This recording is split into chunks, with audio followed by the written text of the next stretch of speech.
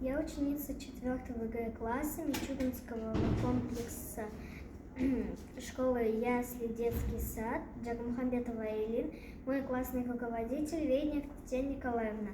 Автор моего стихотворения является Мукагалим Акатаев «Три счастья». Первое счастье мое – это мой народ. Если он есть, значит, живу и я. Ему отдаю стихов своих сотовый мед. Дороже золота – это светлая радость моя. Второе счастье мое – родной язык. Сердце гранитное словом я размягчил. Все потому, что народа я ученик. Он меня правде и доброте научил. Третье счастье мое – Родина-мать. Кто-то за что стоит, за Родину я. Разве погасший очаг можно запылать? Друг, приходи, возьми огонь у меня. Три счастья моих на ладони моей лежат. Кто может сравниться со мной? Поди, разузнай. Три солнца в безоблачном небе моем горят.